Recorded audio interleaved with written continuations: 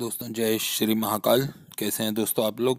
उम्मीद है सारे स्वस्थ होंगे, मस्त होंगे, अपने अपने जीवन में सभी आनंद से रह रहे होंगे। यही प्रार्थना है मेरी महाकाल से कि सभी लोग आनंद से रहें।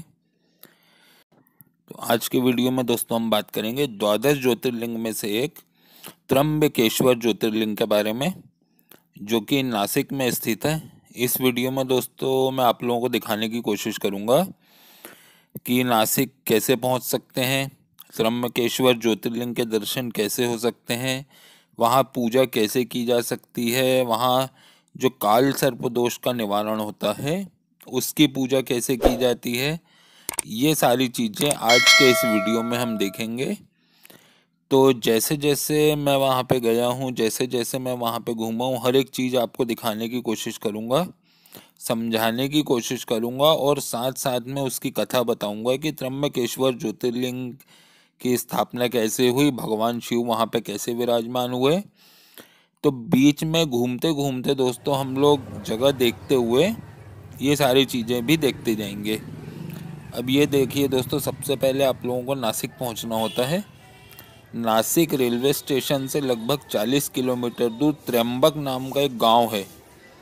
उस गांव में ये ज्योतिर्लिंग स्थापित है, इसलिए इसका नाम त्र्यंबकेश्वर है। पहुंचने के बाद वहां आप जैसे पहुंचते हैं तो कई सारे साधन आपको मिल जाते हैं जो ज्योतिर्लिंग तक, मंदिर तक आपको लाके छोड़ देते हैं। उसके बाद वहां पहुंचने के बाद दोस्तों आप होटल में, लॉज में, बहुत सारी है वहाँ पे मंदिर के आसपास, कहीं भी आप एक कमरा लेके रह सकते हैं। और सबसे पहले एक कुंड बना हुआ है दोस्तों। ये देखिए, ये रास्ता मैं आपको कुंड तक ले जाने का प्रयास कर रहा हूँ। ये कुंड तक आप जाएंगे। इस कुंड में स्नान करना बहुत ज़रूरी होता है। इस कुंड में स्नान करने के बाद आप भगवान भोलेनाथ के ज्योतिर्लिंग के दर्शन करने जाते हैं। इस कुंड की महत्ता बहुत ज़्यादा है दोस्तों। अमृत तुल्य जल कहा जाता है इसका। इसमें एक बार स्नान करने से आपके सारे पाप खत्म हो जाते हैं, ऐसा माना जाता है। तो इस कुंड में स्नान करने के बाद आप ज्योतिर्लिंग के दर्शन कर सकते हैं। तो थोड़ी सी मैं आपको कथा बताना चाहता हूँ दोस्तों इसकी, ज्योतिर्लिंग की, कि ये ज्योतिर्लिंग की स्थापना कैसे हुई थी। प्राचीन काल में दोस्तों, पुराने समय में एक ऋषि हुए थे, ऋषि गौतम। आपने देवी अहिल्या का नाम सुने होंगे, वो उनकी पत्नी थी, उनके पति थे ऋषि गौतम। वो यहाँ पे निवास करते थे। यहाँ पे एक पर्वत श्रृंखला है जिसका नाम है ब्रह्मगिरि पर्वत। तो ब्रह्मगिरि पर्वत पर ऋषि निवास करते थे। वहाँ पे और भी बहुत सारे ऋषिगण थे दोस्तों। एक बार आपसी द्वेष के कारण बाकी सारे ऋषियों ने इन पर इल्ज़ाम लगा दिया, इन पे आरोप लगा दिया कि आपके द्वारा गौ हत्या का पाप हुआ है। यह षड्यंत्र दोस्तों बाकी ऋषियों द्वारा ही रचा गया था। तो उन्होंने ये आरोप लगाया कि आपके ऊपर गौ हत्या का आपने पाप किया है, तो आपको ये जगह छोड़कर जाना पड़ेगा। आप सारी पूजाओं से मुक्त हैं, आप नहीं कर सकते हैं। तब ऋषि गौतम ने बाकी उन सारे ऋषियों से बहुत निवेदन किया कि कृपा करके मुझे कोई ऐसा मार्ग बताइए जिसके चलते मेरा ये पाप खत्म हो सके और मैं यहाँ पर रहकर पूजा पाठ कर सकूँ।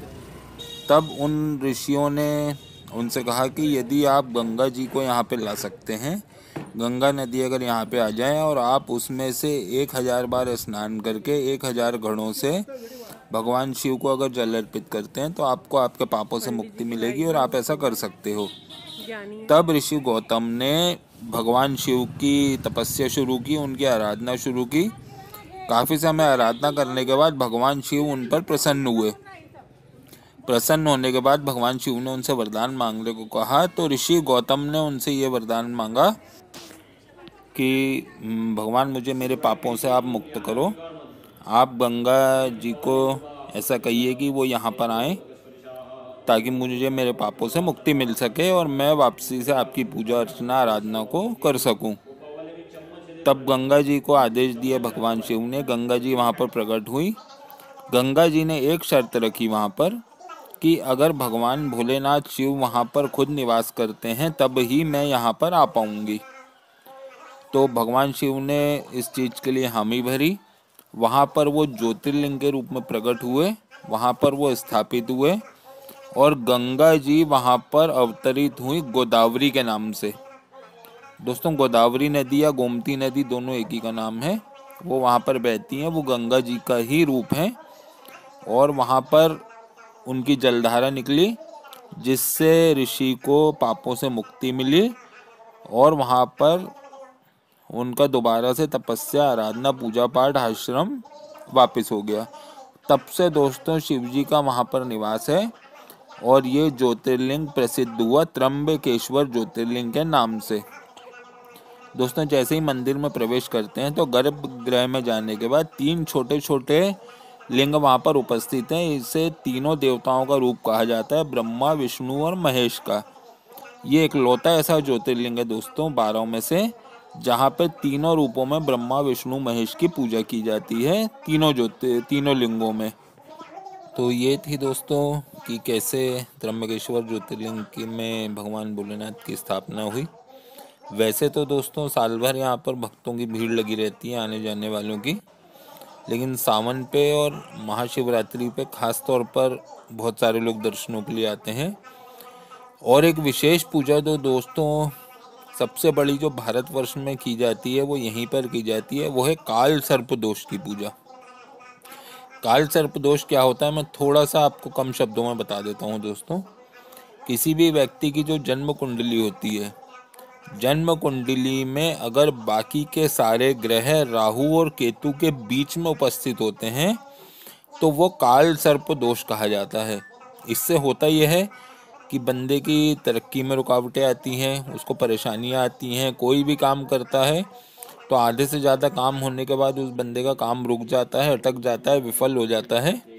ये सारी दिक्कतें काल सर्प दोष के कारण आती हैं, जिसका पूजन सबसे बड़ा भारतवर्ष में इसी नासिक में त्र्यंबकेश्वर ज्योतिर्लिंग पे कराया और किया जाता है।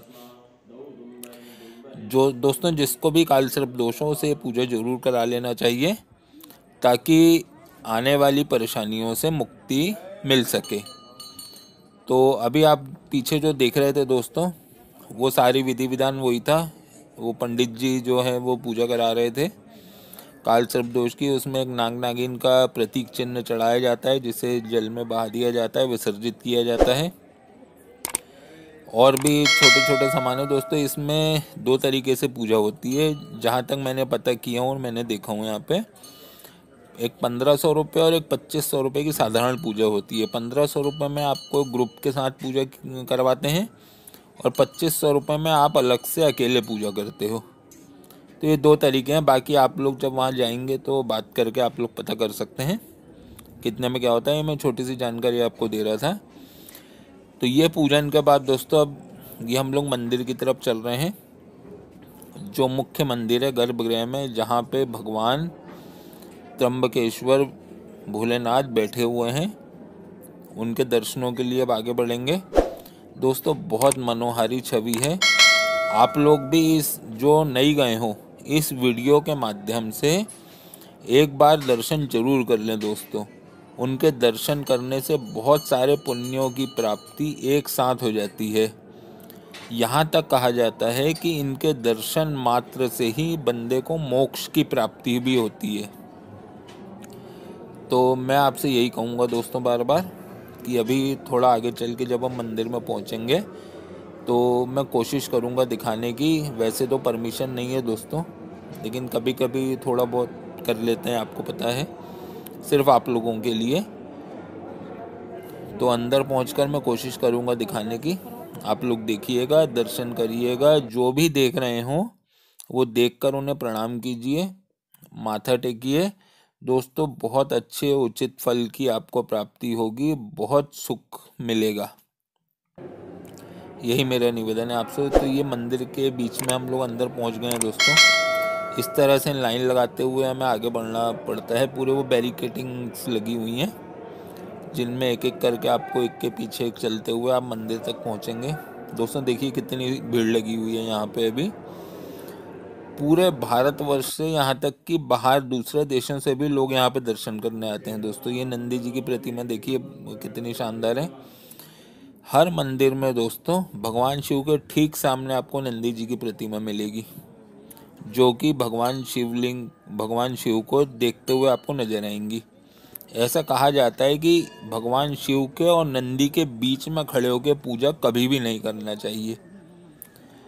आपके खड़े होने की जगह ऐसी होना चाहिए कि नंदी जी जो हैं वो भगवान शिव को देखते रहें और आप भी भगवान शिव की पूजा करते रहें। अगर आप बीच में खड़े होकर पूजा करेंगे तो उसके फल की प्राप्ति आपको नहीं होती है। ये दोस्तों देखिए, वहाँ पे इस टाइप के बैरिकेटिंग्स, ये पूरी मतलब लाइनें बनाई गई हैं। ये लाइनें इसलिए बनाई गई हैं कि जब बहुत ज़्यादा भीड़ हो जाती है तो धक्का मुक्की ना हो, एक दूसरे से टकराव ना हो, किसी मतलब दुर्घटना का खतरा ना हो। तो ऐसी इसलिए लाइनें बना दी गई हैं कि आप लाइन में लग के घूम के आगे जाएंगे, फिर पीछे जाएंगे, तब अगली लाइन में आप आगे बढ़ेंगे। तो ऐसे में सुविधा पूर्वक सभी को दर्शन हो जाते हैं, इसलिए ये सारी व्यवस्था यहाँ पर करी गई है। जिन लोगों के दर्शन हो जाते हैं या जिन लोगों को वहाँ रुकना होता है दोस्तों, वो विश्राम भी कर सकते हैं वहाँ पे ऐसे बैठकर। जो भी आपको पूजन करना हो, अपना ध्यान लगाना हो, जो भी चीज़ मांगना हो, अगर जल्दी नहीं है तो आप वहाँ पे आराम से बैठिए। आराम से बैठकर आप अपना पूजन करिए। वहाँ पे सारे पुजारी हैं। हर चीज़ का दोस्तों रेट जो है यहाँ पे लिखा हुआ है, सभी को पता है और फिक्स है कि किस पूजा की कितनी राशि आपको सहयोग के रूप में देना है वहाँ पर। अब जैसे अभी मैंने आपको काल सर्प दोष का बताया, 1500 की भी है, 2500 की भी है। उसके अलावा पितृदोष की पूजा अगर आप कराते हैं उसका कुछ अलग है। हवन कोई करवाते हैं, यज्ञ करवाते हैं, उसका अलग है। तो दोस्तों इस तरीके से वहाँ पर सारा कुछ व्यवस्था करी गई है। ये दोस्तों देखिए लाइन, हम भी इसी लाइन में लगे हुए हैं पीछे। ये बहुत लंबी लाइन है दोस्तों। अभी गुप्त नवरात्र चल रहे हैं तो काफ़ी सारे लोग दर्शनों के लिए यहाँ पे पहुँचे हुए हैं अभी, जो दर्शन कर रहे हैं। अगर आप लोगों को भी दोस्तों कभी मौका मिलता है ना, बाबा का अगर कभी बुलावा आता है तो एक बार ज़रूर जाके देखिएगा दोस्तों। असीम सुख और शांति जिसे कहते हैं वो आपको प्राप्त होगी यहाँ पर, सिर्फ दर्शन करने से। जब आप वहाँ पहुँचते हैं ना दोस्तों, तो अंदर जाकर हम अपनी सारी चिंताएं, सारी समस्याएं, बाहर की जितनी उलझनें हैं, उन सभी को हम उन पलों में भूल जाते हैं जब हम वहाँ पर उपस्थित होते हैं। वहाँ पहुँचकर ऐसा लगता है कि दिमाग हमारा जो है, मन जो है, एकदम से शांत हो गया है। कोई विचार नहीं दिमाग में, कोई समस्या नहीं, कोई परेशानी नहीं। बस वहाँ बैठकर दिमाग में, मन में सिर्फ एक ही नाम गूंजता है, वो है ओम नमः शिवाय। भगवान शिव का नाम आपके दिमाग में गूंजता रहेगा और आपकी दिमाग से सारी समस्याएं खुद ब खुद निकल जाती हैं। तो मेरा यही निवेदन है दोस्तों कि एक बार दर्शन जरूर कीजिएगा। ये देखिए, ये आ गए दोस्तों, ये है मेन, ये है गर्भगृह। यहाँ पर दोस्तों अंदर तीनों शिवलिंग बने हुए हैं। यहाँ पर शूटिंग की परमिशन नहीं है अभी, लेकिन जैसे तैसे करके मैं बना रहा हूँ। आप देख रहे होंगे छोटी सी जगह से बनाना पड़ रहा है, तो बहुत मुश्किल हो रहा है दोस्तों, लेकिन फिर भी आप लोगों को मैं दिखाने का प्रयास कर रहा हूँ दोस्तों। यहीं से जो भी लोग देख रहे हों, हाथ जोड़कर प्रणाम करिए, भगवान के सामने अपना सर झुकाइए और उनसे यहीं से कुछ मांग लीजिए दोस्तों।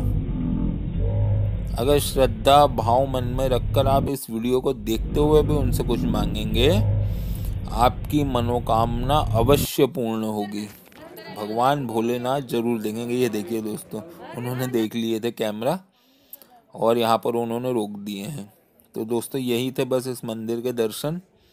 ये बाहर जाने का रास्ता है।